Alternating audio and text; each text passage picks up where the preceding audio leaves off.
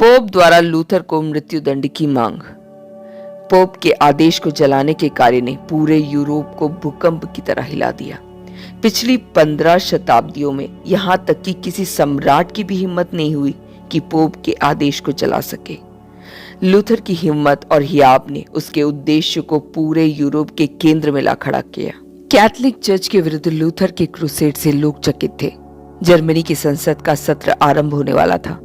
नए सम्राट चार्ल्स पंचम, जिन्होंने केवल 6 माह पहले ही सिंहासन संभाला था, लूथर की शिक्षाओं की हलचल से चकित थे। पोप ने पहले ही अपने 2 तेज तर्रार कार्डिनलों जेरोम अलेक्जेंडर और मरीनो करासियोलो को इटली से लूथर के विरुद्ध मुकदमा लड़ने के लिए इस आदेश के साथ भेजा कि लूथर को उसके पास हर कीमत पर जिंदा या मुर्दा लेकर ही आए।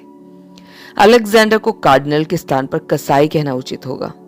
अलेक्जेंडर ने पोप के बहिष्करण के आदेश के आधार पर लूथर की मृत्यु बिना बहस के आधार पर मांग करते हुए एक गहन अभियान छेड़ दिया। आमतौर पर किसी को बिना अदालती बहस के मौत के घाट उतारने के लिए बहिष्करण का आदेश ही काफी होता है। अलेक्जेंडर एक पागल कुत्ते की तरह इधर से उधर घूमने लगा। वह अगुओं को बहलाने, फुसलाने, धमकी देने और रिश्वत देने लगा कि लूथर को बिना जिरह के मार डाला जाए। वह उनके क्रांति के लोकप्रिय भय के साथ खेलने लगा और उन्हें वह बोहेमियों के साथ हुए सबसे भयंकर बर्ताव के बारे में स्मरण दिलाया।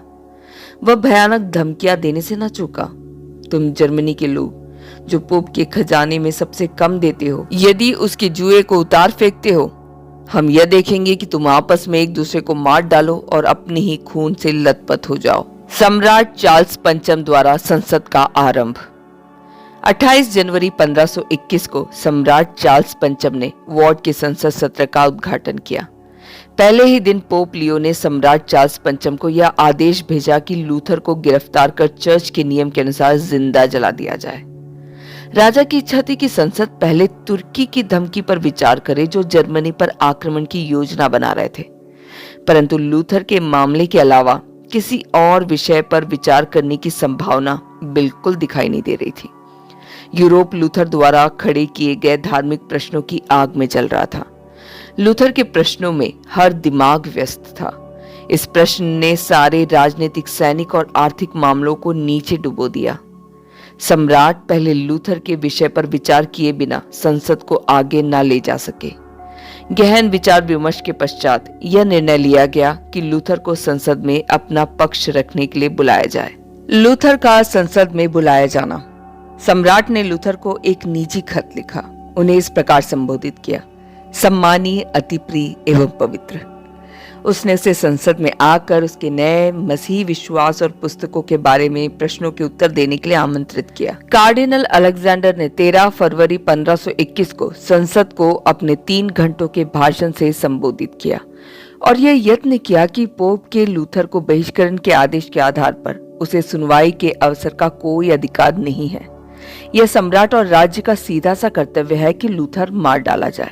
जब पोप को यह समाचार मिला कि लूथर को सम्राट द्वारा सार्वजनिक सुनवाई के लिए बुलाया गया है, वह अत्यंत क्रोधित हुआ और उसने लूथर का खून बहाने के आदेश को नवीन किया। 28 मार्च पवित्र गुरुवार के दिन पोप कोएना होमिनी में आदेश की घोषणा करते हुए, जो वार्षिक रूप से रोम में पढ़ा जाता था, दूसरे भांतवादियों के साथ मार्टिन लूथर को भी दोषी ठहराया। दूसरों के साथ उसका नाम लेकर दोषी ठहराया। यह 4थी बार लूथर का बहिष्करण किया गया था, परंतु लूथर पर इसका कोई असर नहीं पड़ा। लूथर को सम्राट द्वारा संसद में आने का निमंत्रण। जो ही लूथर को यह समाचार मिला कि सम्राट ने उसे संसद आने का निमंत्रण दिया है, उसने कहा, यह परमेश्वर की ओर से बुलाहट है, मैं जाऊंगा, भले ही संभवतः मैं जान से भी मारा जा सकता हूँ। 1 शताब्दी पहले जॉन हस, जिसने क्षमा पत्रों पर सवाल उठाया था, उसे सुरक्षा का वादा दिए जाने के बाद भी पोप द्वारा जिंदा जला दिया गया था। लूथर का वार्स रवाना। 2 अप्रैल को लूथर विटमबर्ग से अपने साथियों और समर्थकों के साथ रवाना हुआ। मेलाक्थन ने अपने मित्र के साथ चलने की इच्छा प्रकट की, परंतु उसकी आवश्यकता घर पर थी। यदि मैं ना लौटूं, लूथर ने उससे विदा लेते हुए कहा, और मेरे शत्रु मुझे मार डाले, मैं तुमसे निवेदन करता हूं प्यारे भाई, तो सत्य की शिक्षाओं का पीछा करते रहना।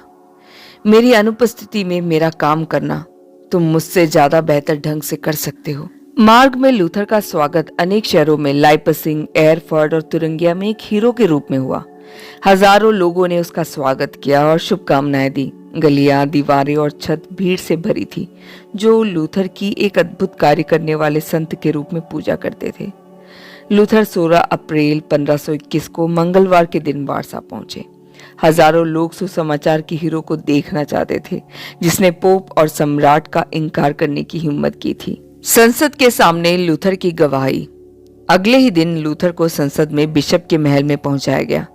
लोगों की बड़ी भीड़ लूथर का परिणाम जानने के लिए जमा हो गई थी। उसे घुमावदार गलियों से पहुंचाया गया। जब लूथर हॉल में प्रवेश हुए, उन्होंने पृथ्वी के सबसे ताकतवर लोगों को वहां पर बैठे हुए देखा। सम्राट और उसके भाई 6 राजाओं के साथ सामने बैठे हुए थे। राजा फेडरिक, जिसके राज्य में लूथर रहा करता था, वे बैठे हुए थे। सभा में पोप के राजदूत, आर्च बिशप, बिशपगण, ड्यूक, राजकुमार, सामंत, साम्राज्य के नगरों के उप प्रमुख, विदेशी दरबारों के राजदूत और अनेक अन्य हर रैंक के महान विभूतियां बैठी हुई थी। हजारों दर्शक भवन और गलियों में उत्सुकता से मामले की प्रतीक्षा कर रहे थे। डॉक्टर जॉन वॉन एक ट्रेव्स के आर्च बिशप के अधिकारी के रूप में सम्राट के माध्यम से लूथर के सामने 2 सरल प्रश्न लैटिन और जर्मनी भाषा में पूछे। पहला, कि क्या ये किताब आपने लिखी है? लगभग 24 किताबें जो उसके सामने बेंच पर रखी हुई थी, जिसमें उसकी 2 सबसे ज्यादा घातक पुस्तकें जो पोप के विरुद्ध लिखी गई थी शामिल थी। बाबेली बधुआई और जर्मनी के सज्जनों के नाम संबोधन। और दूसरा, क्या तुम अपनी नई शिक्षाओं का पक्ष लोगे या पोप और सम्राट के सामने समर्पण करोगे? लूथर ने उत्तर दिया, हाँ, ये पुस्तक मैंने ही लिखी है, परंतु आपके दूसरे प्रश्न के उत्तर के लिए मुझे समय चाहिए, क्योंकि यह विश्वास और आत्माओं के उद्धार का प्रश्न है। पहली दृष्टि में यह एक विषम उत्तर था। स्पष्ट रूप से सम्राट और उसके सलाहकारों ने ऐसे उत्तर की आशा नहीं की थी, जो इस हड़बड़ाहट में थे कि जल्दी निर्णय हो जाए। सम्राट ने लूथर को उत्तर देने के लिए 1 दिन का समय दिया। अगले दिन लूथर सम्राट के सम्मुख उपस्थित हुए। उन्होंने अपना भाषण जो तैयार किया था आरंभ किया। महामहिम सम्राट, यशस्वी राजाओं, महादयाशील साहिबों, मेरे पक्ष को कृपया अनुग्रह से सुने। मैं आशा करता हूँ यह न्याय और सत्य के लिए एक कारण है। मैं अपने विषय में कुछ नहीं कह सकता, परंतु मैंने अब तक जो कुछ सादगी से लिखा और सिखाया है, मेरे दृष्टिकोण में यह केवल परमेश्वर की महिमा करना था और मसीह की विश्वास योग्य और सच्ची शिक्षाओं का ध्यान था।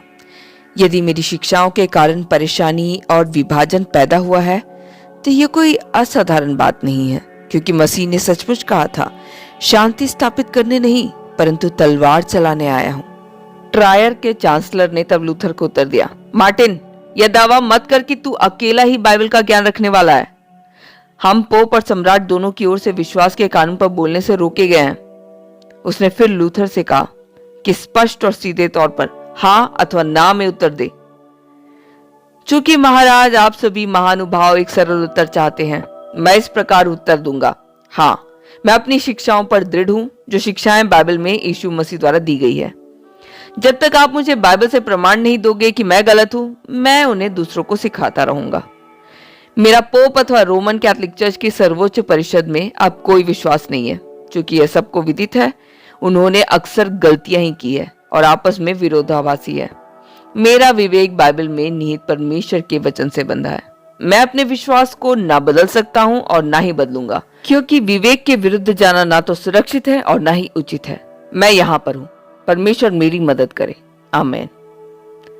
चिढ़ा हुआ चांसलर आखिरी बात सुनना चाहता था। वह चिल्लाया, मार्टिन, तुम यह कभी भी सिद्ध नहीं कर सकते हो कि सर्वोच्च परिषद से गलती हुई है। लूथर ने उसके शब्दों को दोहराया और स्वयं शपथ खाई कि वह सिद्ध कर सकता है। इस प्रकार दबाव के आगे, धमकियों और भीड़ के उत्साह और कश्मकश के बीच उसका अंतिम वचन था, मैं यहाँ हूं, मैं बदल नहीं सकता, परमेश्वर मेरी सहायता करे, आमीन। सम्राट डर गया और आगे कुछ न सुन सका और तुरंत 8 बजे संसद का सत्र समाप्त कर दिया। शोर अभी भी बना हुआ था। सम्राट को क्रोध आया कि लूथर ने परिषद की निंदा करने की हिम्मत की। परिषद बहुत कम बार बुलाई जाती थी और धर्म विज्ञान के विवादों को उसकी अदालतों में सुलझाया जाता था। किसी भी व्यक्ति ने कभी भी परिषद के निर्णय पर उंगली उठाने की हिम्मत नहीं की थी। लूथर को दोषी करार कर जिंदा जलाए जाने का आदेश। उसी शाम सम्राट चार्ल्स हैसबर्ग ने फ्रांसीसी भाषा में अपना निर्णय लिखा। लूथर दोषी है और उसे जिंदा जलाया जाना चाहिए। जो कोई लूथर को देखे वह तुरंत उसे पकड़कर दंडाधिकारी के पास पहुंचाए अथवा सूचना दे। जो कोई भी लूथर को शरण देगा वह राष्ट्रद्रोह का दोषी माना जाएगा। लूथर द्वारा लिखित पुस्तकों को ना कोई प्रकाशित कर सकता है और ना अपने पास रख सकता है और ना ही उन्हें बेच सकता है। लूथर के साथ समझौता। अगली सुबह जब वह निर्णय सुनाया गया, पोप के दल के लोग बहुत आनंदित हुए, परंतु जर्मनी के विभिन्न प्रांतों के राजाओं और राजकुमारों ने निर्णय स्वीकार नहीं किया और सम्राट पर जोर डाला कि सार्वजनिक विचार के दृष्टिकोण से लूथर के साथ समझौता किया जाए। सम्राट लूथर से समझौते का एक और अंतिम प्रयास करने के लिए सहमत हुआ, इस आशा में कि लूथर सर्वोच्च परिषद के बारे में अपने विचारों से पीछे हटे और कुछ सुधार करे।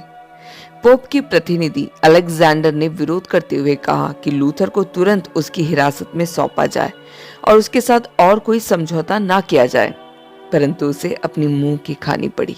रिचर्ड वॉन ग्राइफन क्लाउ राजा तथा ट्रेवेस के आर्च बिशप द्वारा उसके निवास पर समझौता कराया गया। आर्च बिशप ने लूथर से निवेदन किया कि वह पूरी नम्रता के साथ कॉन्स्टेंस के विरुद्ध अपनी निंदा के शब्द वापस ले, मामले को सम्राट और संसद पर छोड़ दें और भविष्य की परिषद के निर्णयों को और पोप के भूतकाल के परिषदों के निर्णयों को स्वीकार करने की प्रतिज्ञा करें। परंतु लूथर को डर था कि वह परिषद फिर से पोप के ऊपर अपनी सर्वोच्चता पुनः स्थापित करेगी, जैसे 15वीं शताब्दी की सुधारवादी परिषद ने किया था, और लूथर चट्टान की तरह अडिग बना रहा। उसने सभी परिषदों के ऊपर परमेश्वर के वचन की सर्वोच्चता पर जोर दिया और अपने स्वयं के निर्णय के विषय में विवेक को उचित ठहराया। उसने अंत में घोषणा किया, जब तक कि उसे स्पष्ट एवं प्रमाण के साथ बाइबल से तर्क न दिया जाए वह समर्पित नहीं होगा, चाहे उसके साथ कुछ भी हो जाए। और यह कि वह गमालियल की परीक्षा में डटा रहना चाहता था। यदि यह धर्म का काम मनुष्यों की ओर से हो तब तो मिट जाएगा, परंतु यदि परमेश्वर की ओर से है तो तुम उन्हें कदापि मिटा ना सकोगे।